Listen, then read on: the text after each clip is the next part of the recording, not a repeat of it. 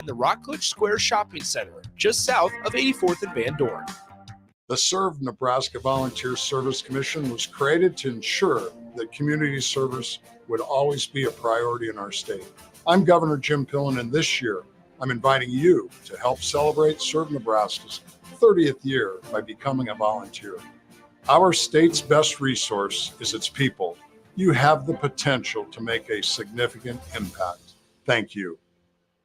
Sponsored by Serve Nebraska, aired by the Nebraska Broadcasters Association and this station. Your child was embarrassed when you arrived at their basketball game. 75% of parents or guardians report current alcohol use. Drinking alcohol can cause harm to children and loved ones. By drinking less, your child will be excited to see you at their basketball game. If you or a loved one is looking for help, find a treatment facility near you at findtreatment.gov. For immediate support, call, text, or chat 988. Brought to you by Nebraska DHHS in partnership with SAMHSA. Finally, a good reason to have a smart house. Just say, Alexa, play 93.7 The Ticket, and we'll magically start playing. How's it work? Nobody knows. Don't ask questions. With the Planet Fitness Black Card, you don't just get a great workout, you get a great perk out because your membership is packed with perks. For $1 down and $24.99 a month, you'll get perks like access to any of our 2,400 clean and spacious locations. Bring your friend anytime and both work out with tons of equipment that'll give you that big fitness energy. Relax in the Black Card spa and more. Work out and perk out with the PF Black Card. Join for just $1 down and $24.99 a month. Hurry, This deal ends soon. see Home Club for details. Alexa, play 93.7 The Ticket. Okay, playing 93.7 The Ticket. Alexa, turn down the lights. Dimming the lights. Alexa, order a pizza. The big one. All the toppings. Are you sure that's a good idea? Alexa. That's a lot of pizza for just one man. Alexa, just do it. Stop judging me, just do it. As you wish. Thanks, Alexa. You're my best friend. This is Lincoln's home for sports talk on the FM dial. Also online at theticketfm.com. On the internet, KNTK FM Firth, 93.7 The Ticket. The Serve Nebraska Volunteer Service Commission was created to ensure that community service would always be a priority in our state. I'm Governor Jim Pillen, and this year I'm inviting you to help celebrate Serve Nebraska's 30th year by becoming a volunteer. Our state's best resource is its people. You have the potential to make a significant impact. Thank you. Sponsored by Serve Nebraska, aired by the Nebraska Broadcasters Association and this station. When you're high, you feel different. You think different, you talk different, you draw different, you listen to music different, but you probably knew that. Problem is, you also drive different, and not in a good way. That's why driving high is illegal everywhere. So if you're high, just don't drive. Make a plan to get a sober ride. Because if you feel different, you drive different. Brought to you by NHTSA and the Ad Council. Live from the 93.7 The Ticket studios in the heart of Lincoln, America.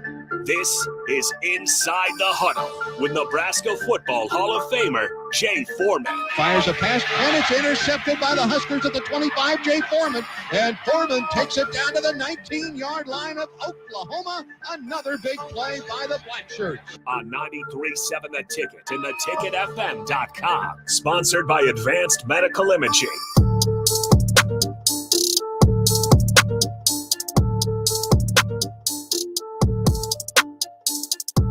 Welcome back. This is Jay Foreman, Inside the Huddle, brought to you by Advanced Medical Imaging. We are live from 1040 O Street. Advanced Medical Imaging is located at 7601 Pioneers Boulevard. Can help you with all of your, well, for me, obviously MRI needs. They do a lot of, innovative things with concussions and stuff like that. So big shout out to Dr. Razdan and Dr. Finn. They'll be in this month. They're going to come in every other month on Old School, and we're going to discuss the unique injury. So obviously this is a Super Bowl wrap up. So Dr. Finn and or Dr. Razdan are going to come in. I'm definitely going to ask him about the Achilles injuries because obviously it's was rampant in the NFL this year.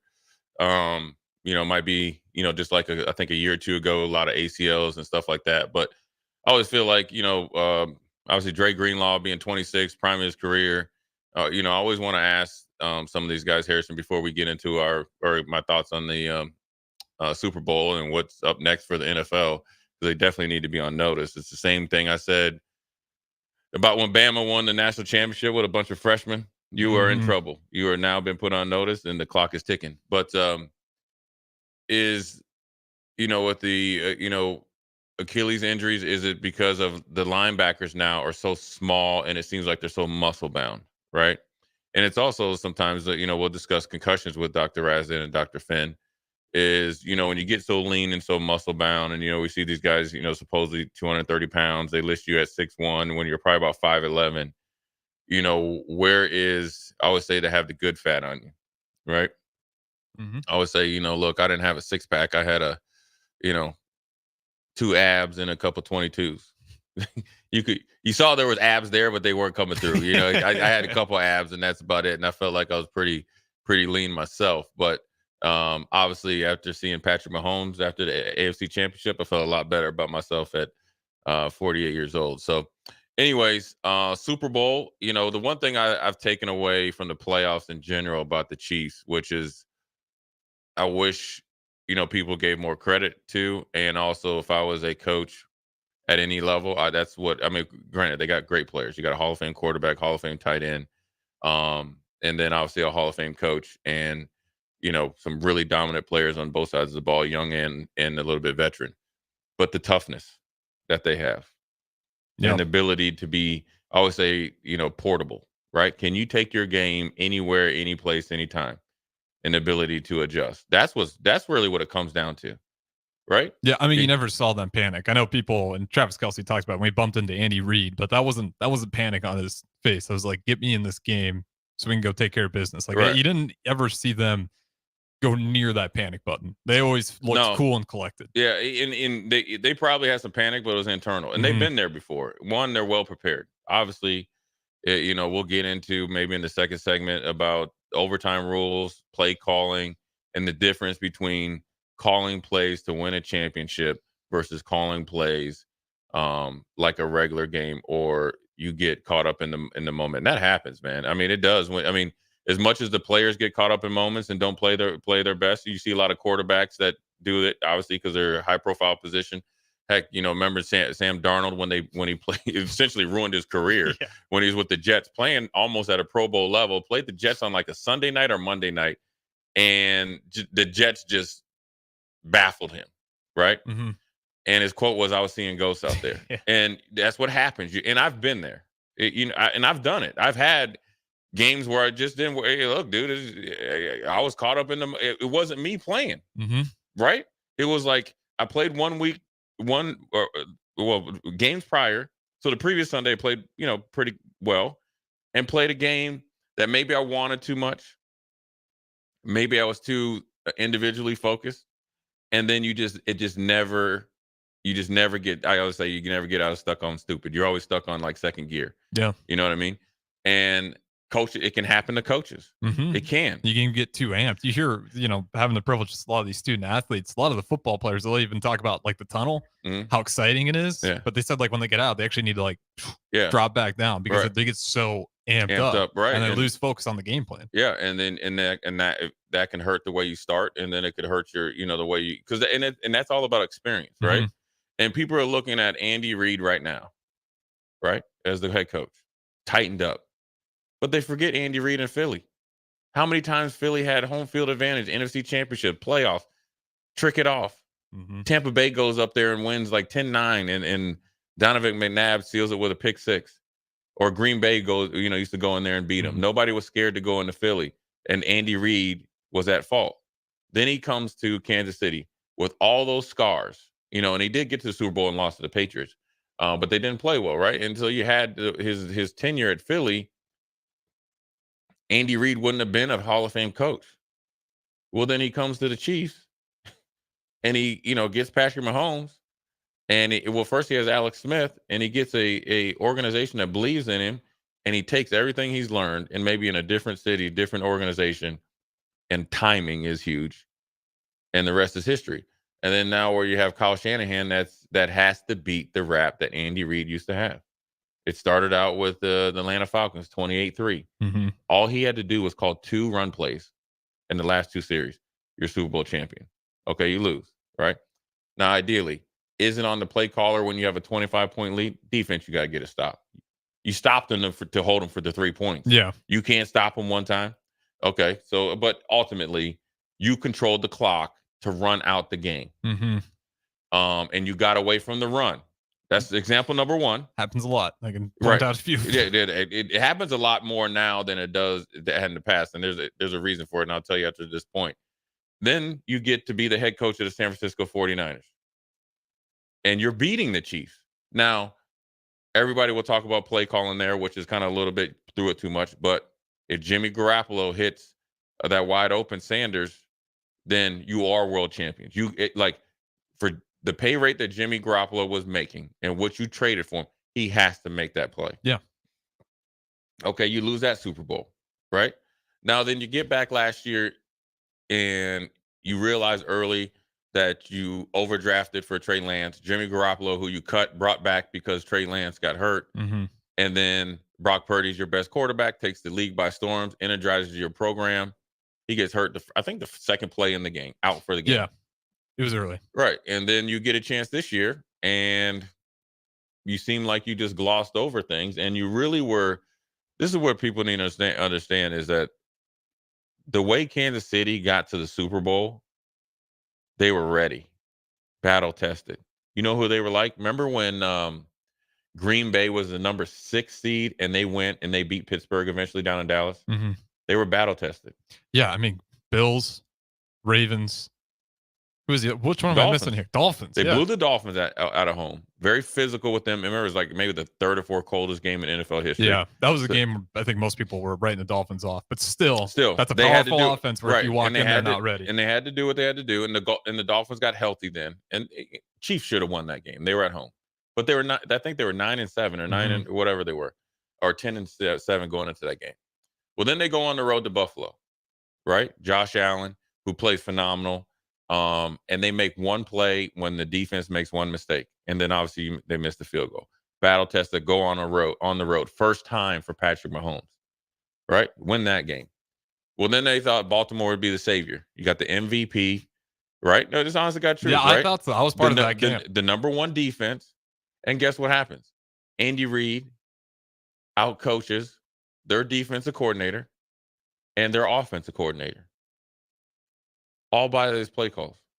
He's like, "Oh, Baltimore, you like to rush the passer. Well, let's see how much you like to chase our guys around. 17 passes at the line of scrimmage or 7 yards, either behind the line of scrimmage or 7 yards. Just ran him out of the gym. And then also, they forgot to run the ball. Yep. Then you look at the flip side of San Francisco. Green Bay goes out there right after beating Dallas. Jordan Love, everybody's like, okay, you beat Dallas. Now San Francisco had beat the brakes off of Green Bay physically for like the last 4 years. Now they're on the road. So you got to think they flew down to Dallas, Green Bay did, won that game, flew back to Green Bay, go all the way to the West Coast. Green Bay dominated that game for 55 minutes. And they gave you the game all by that tip. It was a tip interception. Mm-hmm. It was a little bit too high on a check down. That was a change of the game. But up until then, San Francisco looked what? Unprepared, unmotivated, and a lack of physicality. But they found a way to win. Well, here comes Dan Campbell with these upstart Detroit Lions. Again, 2 drop passes by Reynolds. You get on a heater. You get the 50-yard reception that goes off the defender's face mask. The momentum going. So what I'm saying is the Chiefs showed up battle ready. Or battle tested. And that knife or sword as sharp as I'll get out. I wouldn't say luck, but they've had a lot of lucky things going on San Francisco to get to this point. Yeah, that's a good point. Because if you're looking at the Chiefs in the Super Bowl, you could break down all those games and there isn't that critical player. It's like, man, if you miss that one, the game's going the other way. Right. You look at the 49ers run. There's quite a few of those plays. In particular, that Lions game, Right. I thought for sure they were going to lose it until, you said, the very end there. 2 drop passes. Mm-hmm. Dan Campbell going for it on 4th down. I was fine with all of them, but the one time when San Francisco was making the run, and I think it was like 27 24-17 or something like. Yeah, you got just take the points. Take the points. Now the kicker was suspect though, so I understand it. But I'd rather take the points or try to take the points than keep going. I'd rather have a 4th down, go for it when I really need it. But he might re-sign that kicker just so he can keep arguing. Right. I'm gonna go and for it. And if you know Dan Campbell, he's gonna do it. But so I think like when San Francisco showed up, yes, they had confidence because they made it that far. Mm-hmm. But they couldn't internally, they couldn't. Because number one is like their offense wasn't consistent through the playoffs, and they weren't physical like through 4 quarters. Now I do think they found a way to close games running the ball with McCaffrey, Green Bay, and Detroit. But the first 3 quarters, it was no go. And then also defensively for San Francisco, they were leaky against the run all year long. And when you have either all pros or Pro Bowl guys and high paid guys on the first 2 levels, that should never happen. I know Steve Wilkes obviously, got blamed for it and he was the scapegoat, but that you got to take pride in it. So when San Francisco showed up, and I saw this actually when me and Jake were down there at opening night, when the Chiefs were there, it was pure confidence, legit confidence. They're battle tested. They're the defending champs, number one. Mm-hmm. Number two, they've earned their way to get here. Mm-hmm. And when their back is against the wall, they've been able to pull away every single time. Right. So actually, the closer the game, the you better. Feel pretty good. the more they like that game grimy. Mm-hmm. You know what I mean? So the way they walked around, yes, they had swagger and all that stuff, and you could say it cocky or arrogance, but it was legit though. Where I felt like San Francisco, who was the crowd favorite, was more manufactured, right? Mm-hmm. More worried about their outfits and trying to tell people that they're tough, trying to show it. And when you got there Sunday, the rubber hit the road, and San Francisco had control of the game. But that little difference between battle tested and real true mental toughness and physical toughness, and I always talk about spiritual toughness, was definitely on Kansas City side versus San Francisco. And it wasn't just the players either. Mm-hmm. It was the coaching staff, right? It just offensively, you came out just obliterating Kansas City in the run game. And then every single time you ran it on first down when Kansas City knew you had been running on first down, and you didn't run it on second or third down. And you ended up going 3 and out anyways. McCaffrey was still picking up 3.7 yards a carry. Right. Still. Despite the incredibly predictable play calling. Right. And the thing is, here's where I knew San Francisco lost the game. People probably won't even talk about this play. George Kittle got hurt. And I'll get in on George Kittle here very soon. Yeah, there's a play. So George Kittle got hurt. So he had to go into the blue tent and whatever. So they had to bring in their third tight end. And it was like a 3rd and 2 or whatever. Well, San Francisco runs a lot of either 21 personnel or 12, mm-hmm. which is essentially for them the same. So then they came with 12 personnel. So 12 personnel is 1 running back, which is the 1, and then 12 is the tight ends, right? So that's what the defensive personnel is like. And they were trying to run inside-outside zone, more of an outside zone.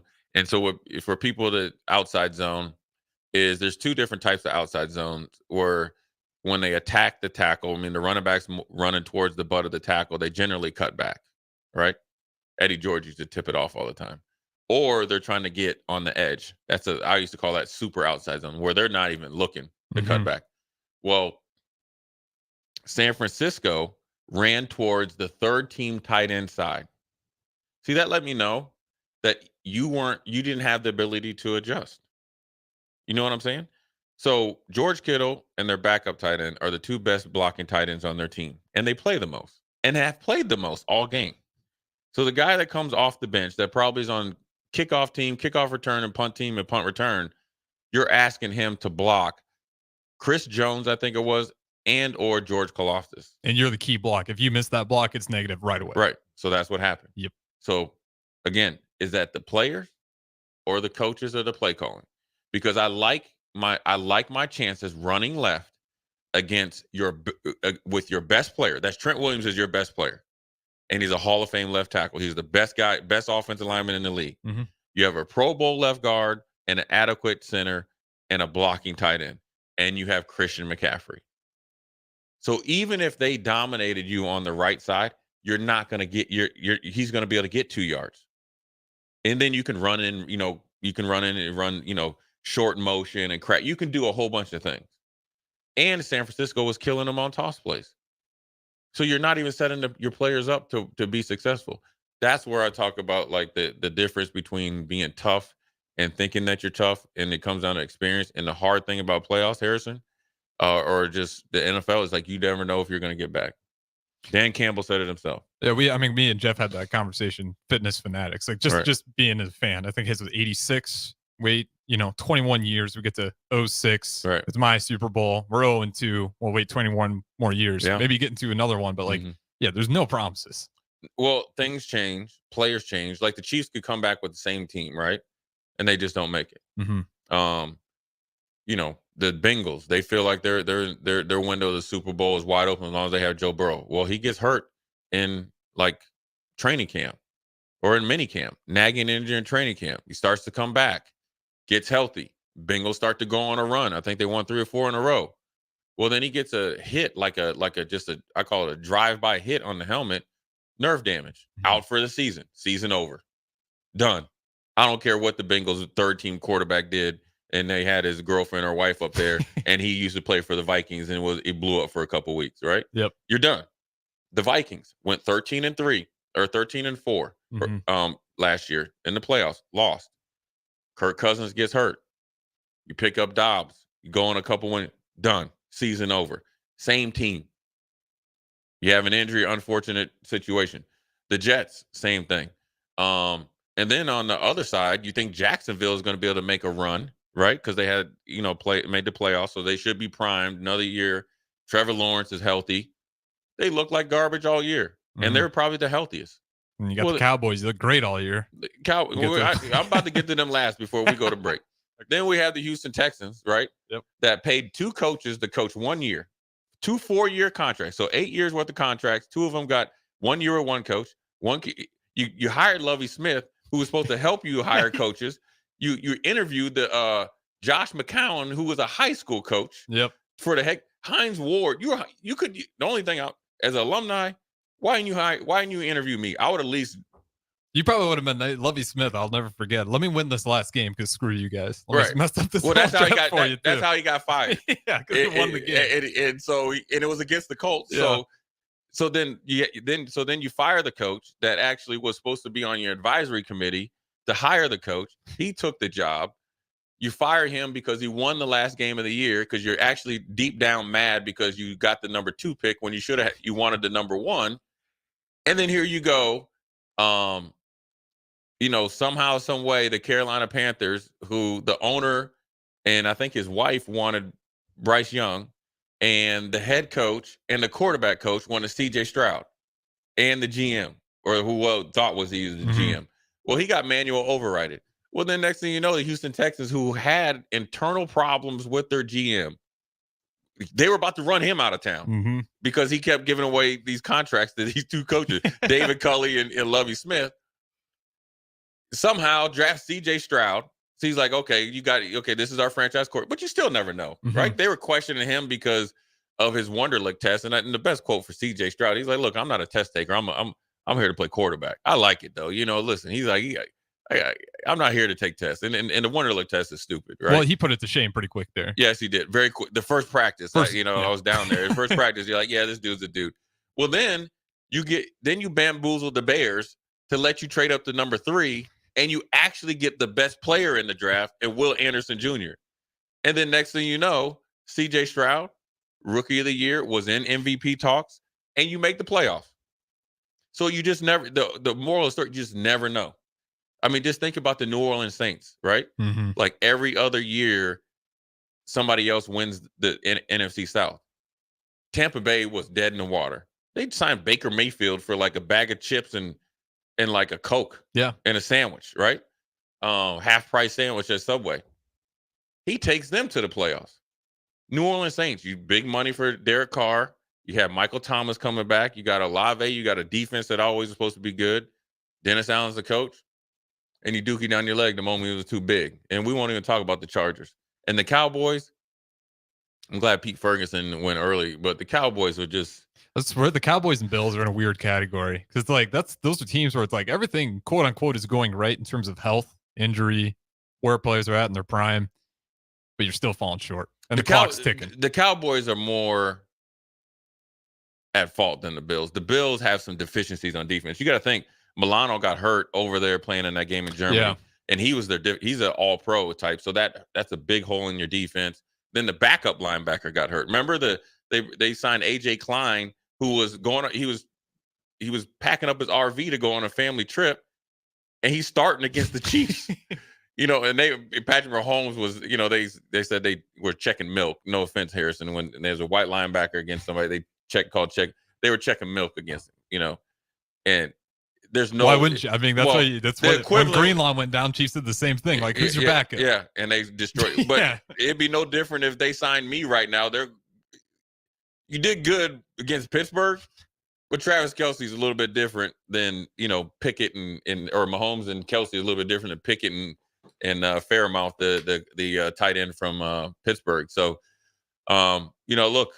That's the thing. Things change in the NFL, and it's a hard business. It's a hard thing to do. And I mean, I've been on both sides where I stepped in the locker room in Buffalo. We go to the playoffs a couple of years, Music City Miracle, and they were on a tailspin for 15 years. Mm-hmm. Now, obviously, they're back on the uptick, but getting there is the hardest thing. Continued success is harder because I'll say this before we go to break, the better you do, the harder your schedule is. So you're getting everybody's best shot. Okay, I see what you're saying. So Kansas City, they welcome it. They're going to get everybody's best shot. Yeah, it's like the Husker volleyball team. Right. No one's sleeping on those guys. Right. And they hadn't won a national championship. So what you think everybody in the NFC, who they're gunning for? San Francisco. They're getting everybody's best shot, and you got a lot of battle wounds. Deep down battle wounds. And with that being said, inside the huddle, we're going to take a quick break. Brought to you by Advanced Medical Imaging. We are going to take an advanced medical image into the deep battle wounds of them San Francisco 49ers because they're deep. Jay Foreman, we'll be right back. When you were a kid, clubs were cool. Robotics club and space club and stuff like that. But what do adults get? Book clubs and quilting clubs? Nah, forget that. How about margarita clubs and old-fashioned clubs? Get to Upside Bar and Lounge for the best clubs in town. Try all 10 varieties of Upside margaritas or old-fashions and take home a free souvenir glass. Grab the whole crew and pair it with Taco Night on Mondays or Whiskey Wednesdays. Upside Bar and Lounge at 29th and Pine Lake. A wise nation honors and learns from its past. I'm Jenny Benson, president of the Nebraska State Education Association. February is Black History Month, a celebration of the contributions that African Americans have made to American history in their struggles for freedom and equality. Knowledge is our strongest tool against injustice. Sponsored by the Nebraska State Education Association, aired in cooperation with the Nebraska Broadcasters Association and this station. On the Block with Strick and Austin. We're speaking to Husker baseball assistant Lance Harvell. Seemed like there was a pretty heavy focus on the JUCO ranks this offseason. What went into the decision behind that approach? There's something about junior college baseball. If you've been through it, you know that life, what it's about. You number one, you gotta have a passion to play baseball. You gotta grind. Those guys are tough. They're playing doubleheaders, every time out. So you know kind of what you're getting. Weekdays from 2 to 4 on 93.7 The Ticket and theticketfm.com. I think it's just vapor. Vaping is safer than smoking, isn't it? There's really not even that much nicotine in them, right? One vape pod has as much nicotine as one pack of cigarettes. My kid knows it's dangerous. 5.4 million American kids vape, and most think it's harmless. Get your head out of the cloud. Talk to your kid about vaping. Visit talkaboutvaping.org. That's talkaboutvaping.org. Brought to you by the American Lung Association and the Ad Council. Ashiro's work is never done. You care for the house, the kids, and our future. We're so grateful for all you do. Now, it's time to care for yourself and save a little more for retirement. A free 3-minute online chat can give you the personalized tips you need to boost your retirement savings now. Visit aceyourretirement.org/Shiro today. A public service announcement brought to you by AARP and the Ad Council. On the Block with Strick and Austin. We're speaking to Husker baseball assistant Lance Harvell. It seemed like there was a pretty heavy focus on the JUCO ranks this offseason. What went into the decision behind that approach? There's something about junior college baseball. If you've been through it, you know that life, what it's about. You number one, you gotta have a passion to play baseball. You gotta grind. Those guys are tough. They're playing doubleheaders, every time out. So you know kind of what you're getting. Weekdays from 2 to 4 on 93.7 The Ticket and theticketfm.com. This is how we do every day. We be grinding, and if you wanna come and text us, if you love them enough to turn off your music and pretend like their music is your music, this is Mommy's jam. then surely you'll check nhtsa.gov/the right seat to make sure they're in the right car seat. Let's play it again. Check today at nhtsa.gov/the right seat. Brought to you by the National Highway Traffic Safety Administration and the Ad Council. How was your drive to school? Let me tell you, I had to get my iced coffee first. I just can't seem to put it down. My favorite rapper just announced a tour. My phone was buzzing like crazy. I'm so excited. I had to text all my friends right then to talk about it. Then someone started calling me and... Let's try that again. I turned my phone off right away. I never drive distracted. Visit StopTextStopWrecks.org. A message brought to you by the National Highway Traffic Safety Administration, Project Yellow Light, and the Ad Council. When it comes to making plans, you are the best. What about those round trips, which are perfect on your way there and perfect on your way back? Or those meetings with friends, surprise parties, camps, birthdays. The same way you plan for the important moments, start planning to protect you and your loved ones from a natural disaster. Sign up for local weather and emergency alerts. Prepare an emergency kit and make a family communications plan. Get started at ready.gov/plan. Brought to you by FEMA and the Ad Council. The sport of baseball became segregated in 1889. In 1947, Jackie Robinson broke the major league color barrier when he joined the Brooklyn Dodgers. Certainly baseball has grown considerably, and we're quite proud of the role that we've played in it. Every year on April 15th, all MLB teams celebrate Jackie Robinson Day to honor this civil rights pioneer. We salute Jackie Robinson during Black History Month.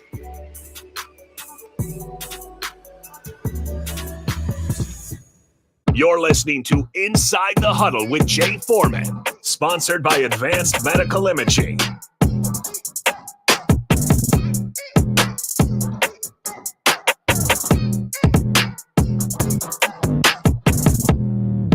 What up? We are back. Jay Foreman, Inside the Huddle, Advanced Medical Imaging, 7601 Pioneers Boulevard. Quick Super Bowl breakdown of the game. Obviously, by now, being obviously a week later to the day, everybody's seen the outcome, right? Did you predict the outcome? Were you thinking Chiefs going into it? Yeah. I mean, I was wanting San Francisco to win. I thought they were actually going to get it done. I was surprised. I felt like, and I was down there, and again, it's like Tom Brady. I'll never bet against them because I feel like they have unique qualities that are missing in 99.9% of the quarterbacks playing today at all levels. The willingness to adapt, to be selfless, and the purpose is to win the game. Because nobody cares about the yards that you throw if you don't win. You know what I'm saying? And Patrick Mahomes really has adapted his game, especially this year, to play more like Tom Brady, and he's actually doing less but getting more credit. You get what I'm saying? Mm-hmm. So this year he's thrown more balls behind the line of scrimmage, at the line of scrimmage, or 8 yards or less than he has ever in his career. He's won 3 Super Bowls. They're talking about him being on the same level as Brady being the GOAT, even over Joe Montana, that's never lost in a Super Bowl. You get what I'm saying? Yeah. So he gets it. A lot of guys don't get it. So that's if I was betting, obviously I predicted San Francisco. I was betting the Chiefs. I was hoping for San Francisco. But I think that's a great lead into the deep rooted, I wouldn't say issues, because San Francisco is going to be right back I think San Francisco is going to be back in the Super Bowl next year. Them or Detroit, because Philly, I think, is over. Dallas is Dallas. Mm-hmm. Everybody else is playing catch up. The only other team might be Green Bay. Green Bay is the only one I think. Right. I'm not scared Not scared. Anybody else? Not scared of Tampa. I think they're a little too old on defense. And Baker, I just think Baker Mania is fun, but you're not trusting him in the playoffs. Yeah, you know what? I trust him. I just think Tampa. What really made Tampa good when they won it, and also when they got almost back there the next year, is that their offensive line was really good. Mm-hmm. You got to think Jensen, their center, the guy that was like their tone setter, he got hurt, and I think he got staffed. He had to retire, and he hadn't played 3 years. Yeah, so he didn't even play. So those are things, and I felt like Mike Evans is a free agent. I think Goodwin is maybe re-signed. So I think there's just a little bit more growth needed there, especially if Baker comes back. So I think those are the 3 teams. So I think San Francisco, if they just push, rinse, and repeat, they're in there, right? Seattle, look, they got a new coach. Mm-hmm. Yes, Geno Smith is probably going to be the quarterback, but I guarantee they're going to be in the quarterback business, right? So that's letting you know there is some turnover. But Seattle could come out of nowhere because of the 3 receivers they have. You expect the defense to be somewhat better. But besides that, maybe the Rams, they're a little long in the tooth. That's it. Yeah. But all 3 of those teams are in one division. Mm-hmm. So you're thinking about it, do you trust New Orleans? No. Do you trust the Vikings? No. Chicago, don't even mention them. Dallas, you don't trust them. Washington, Dan Quinn's your head coach. I mean, are you kidding me? This is what you wait to the end of the hiring cycle to do? I mean, we could just go off the rails here. The Giants, I'm not even going to talk about the Giants. I mean, come on. They do a Saquon Barkley so bad. This dude's got to do yoga commercials because he's the best player on your team, and you're paying Danny Jones. And they're talking about trading him to Cleveland so Cleveland can challenge in the AFC. $40 million, $45 million. And you got this dude over here carrying the team on his shoulders, on his hips, and everything, and he can't even get any love. He cleaned out his locker, man. Big shout out to Saquon. But as far as back to San Francisco goes, when Bosa, when you have an effort problem, I will tell you this. Like him, love him, hate him. The one thing that you don't ever worry about with Travis Kelce, Patrick Mahomes, any of the receivers, Chris Jones, George Kalafdis, anybody on Kansas City. Yeah. They just picked up Jones' player option too, so he's back. But I'm saying, here's what you don't worry about effort with them. Right? So that right there is putting them more in a winning position than San Francisco. Now, when you look at San Francisco, and Steve Wilks, this is where I think it went wrong with Steve Wilks. It was like week 5 or 6, and I guess he went into the defensive meeting and just started calling people out left and right. Like, dude, your effort is garbage, right? Steve Wilks is a well-respected defensive coordinator, has had success longer than a lot of those guys been in the league, and has worked his way up, and he did a really good job as he took over as the intern when Matt Rule got let go. And so Matt Rule knows about Steve Wilks, right? He got screwed over the most out of anybody. You're going to fire him right after the Super Bowl when all the jobs are already taken up, right? And when the defense was definitely not the problem in that game, and that's the guy you let go, right? And well, here's what they were not. And the thing is like, what is the scale you're judging them against? Okay, Robert Saleh, when he was there, when they were coming up, when they went to the Super Bowl first time, they were number 1 or were on the uptick. He gets a head coaching job. DeMeco Ryans gets promoted. Obviously good enough to get him the head coaching job. Here comes Steve Wilks. In 1 year, they go from number 1 supposedly to number 3. They led the league in takeaways, and I think particularly interceptions. They probably need more fumbles. But where does fumbles come from, Harrison? It calls fumbles. Effort. So now I'm on to this. So when you trade for Chase Young, and he is notoriously having an effort problem, and then Bosa, effort problem, and his effort is different, where your effort needs to be within the defensive scheme. Yeah. So the 2 guys that are supposed to destroy everybody's offense are taken away for what you're supposed to do defensively. Chase Young is essentially lazy, and let me tell you, that's a big brother, dude. Yeah, like if he's there and he's playing well that day, he's a game changer. I'm 6'2". I'm not going to disclose my weight, but I'm a legit 6'2" and a half. That brother, that when I seen him, I was like, dang, he's a big dude. Him and Cam Newton, I was like, whoa.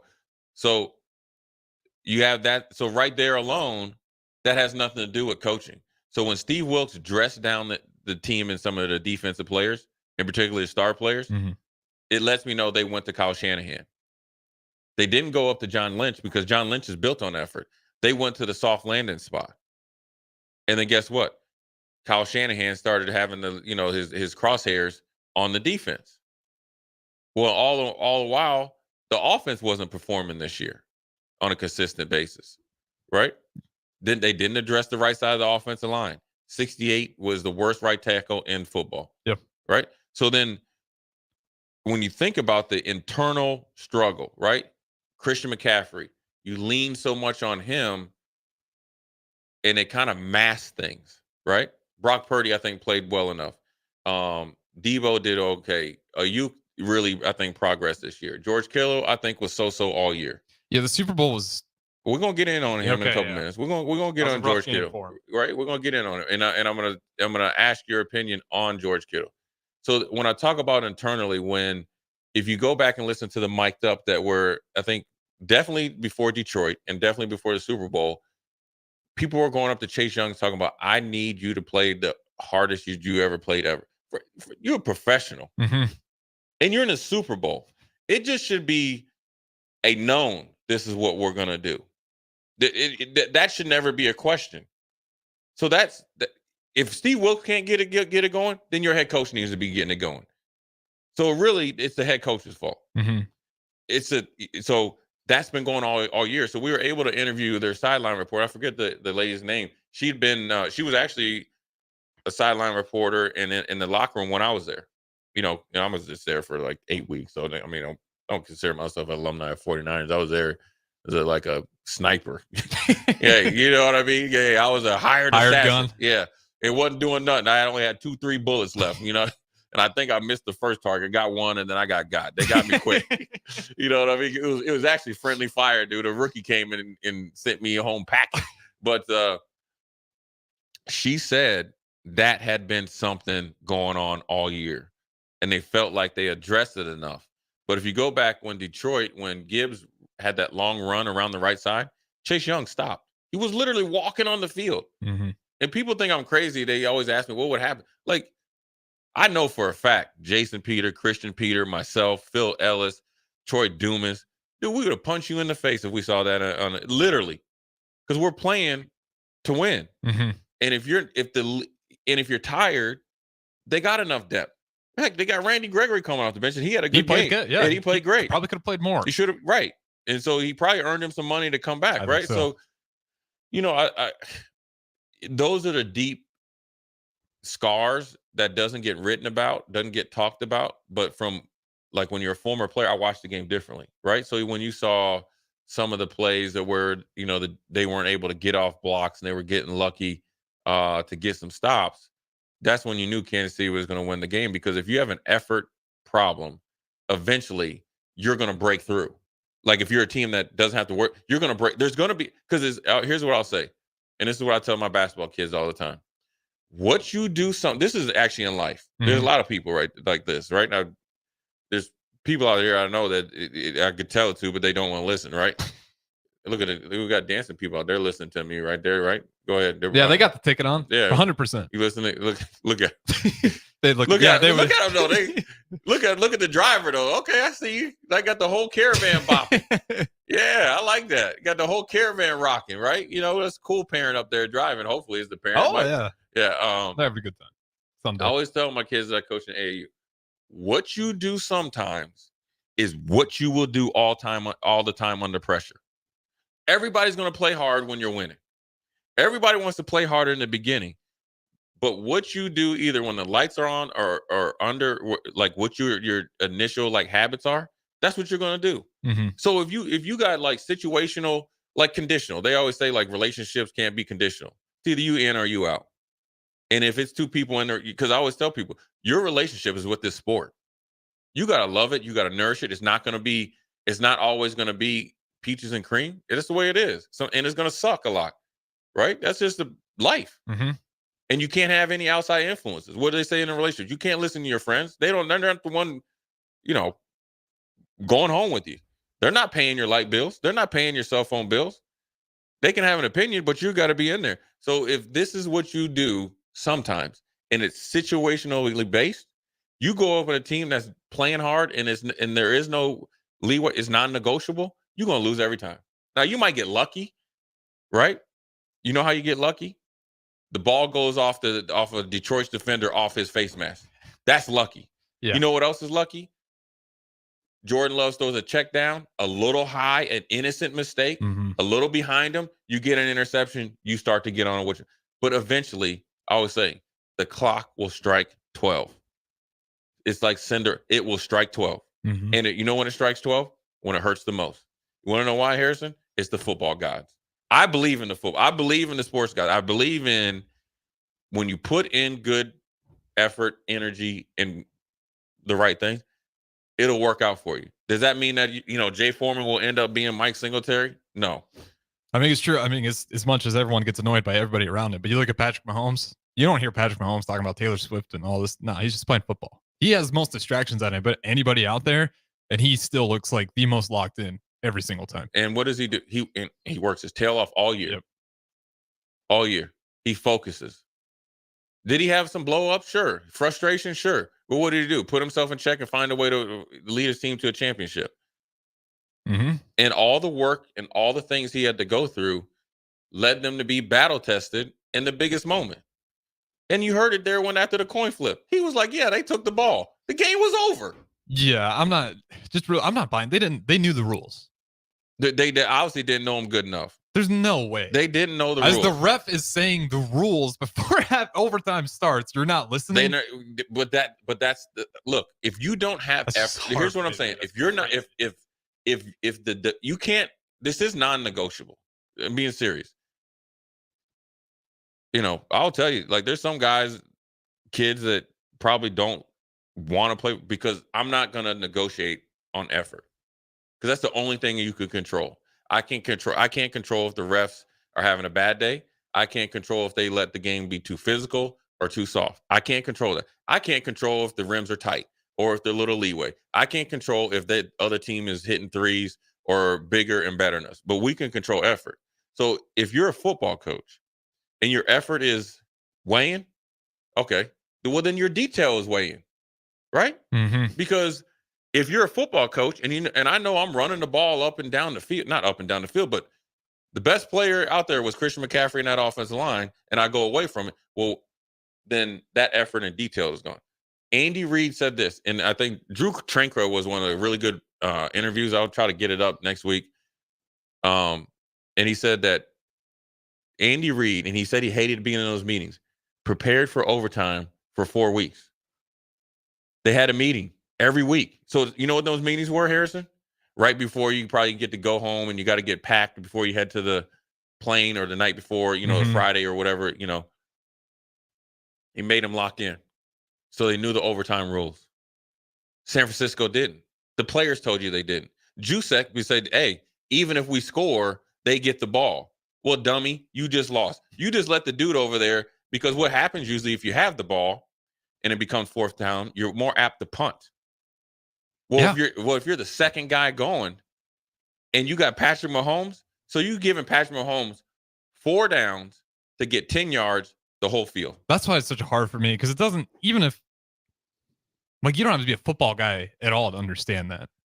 No, because the team who gets the ball second knows exactly what they need to win the game or push into overtime. Even in the old overtime. It's at no point should you ever. Some people playing checkers, some people playing chess. He was trying to play chess and it was just dumb. It's just like I think like his ideology is like, we get the ball. I believe we're going to score. I don't know why, but I'm just going to give that they score already in his head. Then we get the ball last. No, it's like, why? Did you ever play baseball? Yeah, 1 year. Okay. Well, I've seen baseball, these youth baseball coaches, they'll be in like the semifinal game, and it's a game you got to win until get into the championship, and they'll say, well, we're going to save our starting pitcher so, for the championship game. Guess what happens? They don't make it to the championship. There you go. Sometimes, sometimes you can think yourself right out of a championship, and that's exactly what they did in San Francisco. We're going to take a quick break. Jay Foreman Inside the Huddle, brought to you by Advanced Medical Imaging. We'll be right back. Nutrition Authority presents Activator. University studies have shown that Activator helps with building muscle and strength while decreasing body fat. Activator is for male and females of all ages who want to look, feel, and perform their best. Activator can only be found in Nutrition Authority. Stop in, call, or visit us at mynutritionauthority.com. The captain, Vershawn Jackson. Riola, the doctor, the Polynesian Bowl. He had a lot of throws. He made a couple nice throws. He threw outs. He threw a deep dig.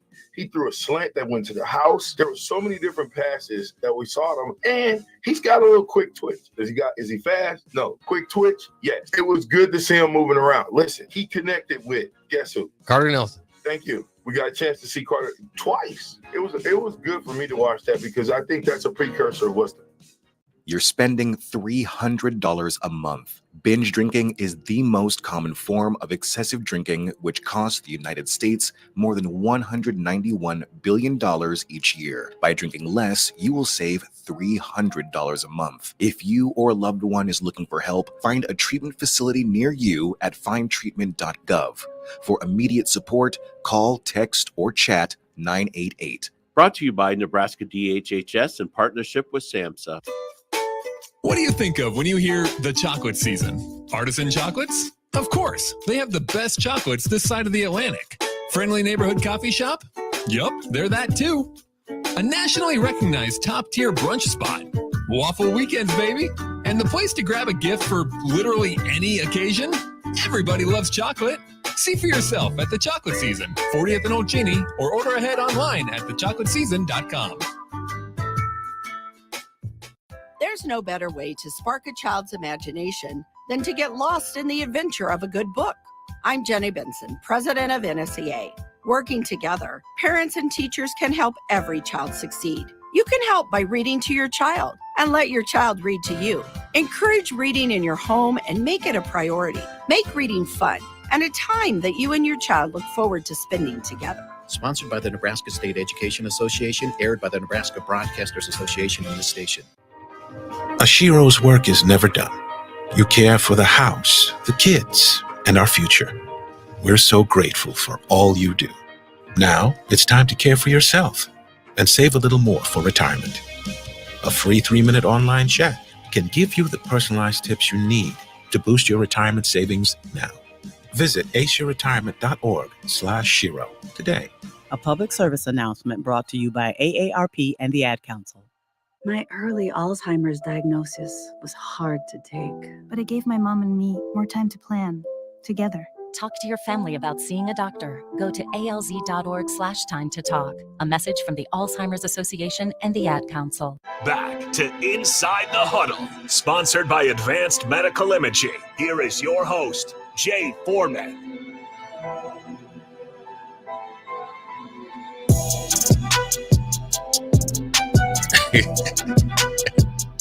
Scar. I was talking about the first NBA experience. Yeah, I hear you, man. Jay Foreman, Advanced Medical Imaging, located at 7601 Pioneers Boulevard. Super Bowl wrap up. And the one thing, Harrison, before we go is analytics. I like analytics. At first I was 100% against analytics. I like it just because it can help you gain an advantage, especially if you have the right analytics department. I think it's going to trickle all the way down to college because I think they're starting to maybe this year do the 2-minute mark, so you have to do more 2-minute drills. So then therefore you're going to have to expand your offensive playbook or be able to condense it down, which then will obviously take into account analytics, right? Or, 2-minute warning. But then also I think, they just passed a rule that I think at least at the FBS level, they're going to have the microphones and helmets. So what it's telling me is they're starting to have more things that are at the professional level down at the college level, which I always say that college football is essentially pro football.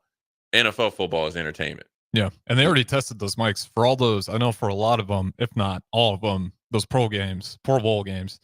Or excuse me, not the Pro Bowl, just the bowl games for college. They had a lot of those. Yeah. They gave those quarterbacks to kind of test it out. Yeah. And I think a lot of that too is just the Michigan sign stealing stuff. How do we kind of help push that to the forefront? That's how you get rid of all that nonsense. Hey, listen, I won't tell the team in the NFL. I won't say who it is. But when we used to be on the phones, we used to call them the bat phones. Yeah. You know, they were listening on there. And remember when the headsets used to go out? Listen, the headsets don't go out like normally. I'm not into this, conspiracy thing, but people always try to find a way to. I'm sure it's been done before. Yeah. But anyways, so I think, that's a good thing. And analytics is good. I just think that when you have these young coaches, right? And I think analytics come back to bite young coaches in the butt in the pressure time, right? And here's an example in something that's not football. Tampa Bay Rays were in the World Series against the Dodgers. Snell was dealing, and I think it was Game 6. Mm-hmm. Pretty much was on fire for 6 straight innings. Well, analytics will tell you Mookie Betts and who was after? If you see Mookie Betts in that death row of lineup, their home runs or RBIs go up the third time they see you. Mm-hmm. So analytics will tell you pull them, right? Analytics told Kyle Shanahan, you can take the ball first, you score a touchdown. Yes, you can give them another touchdown. And all you got to give is a field goal. Analytics will tell you that. Okay. I also think that they lean on analytics too much so they don't have to make a decision. So who can we blame now? Analytics. You get what I'm saying? Yeah.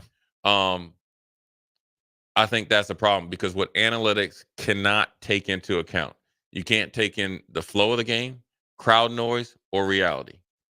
So the reality is Snell was dealing. Mm-hmm. Go down with your best player that's dominating this Dodgers offense. I think it's the head coach's job. Right. What are the variables in this game that are unique? That's going to change the you know analytics. What the variable is in the connection between baseball and football? Snell and Patrick Mahomes. That was a Tom Brady. Mm-hmm. Listen, analytics, I don't care what Tom Brady could be 0 for 12. Okay. When it's pressure, he's going to complete the pass. Don't ever give Patrick Mahomes a sliver of hope because he's going to kill you every time. Yeah. And analytics cannot tell you. They can't. Patrick Mahomes, and I think if you were looking at analytics, I would tell you this. I think Patrick Mahomes is 7 for 7 when he's been down 10 points on the game-winning drive. Win it or send it to OT. Okay, well, 7 for 7. There you go. So if you looked at the wrong analytics, so whoever's doing analytics over there on the sidelines, you're fired. Anyways, great hour. Great to be back after the Super Bowl. Appreciate Harrison stepping in. Jay Foreman, Inside the Huddle, brought to you by Advanced Medical Imaging, 7601 Pioneers Boulevard. Be on the lookout for Dr. Razdan and Finn on Old School. Every day, 4 to 6, 1040 O Street on the ticket. We'll holler at you next week.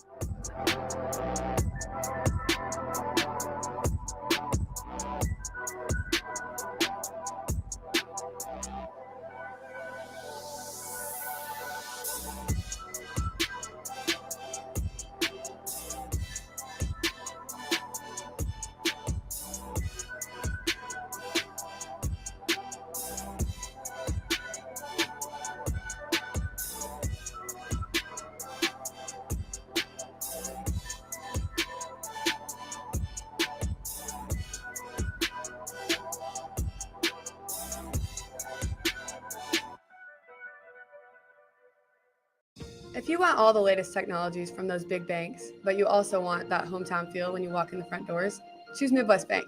They have top-notch technology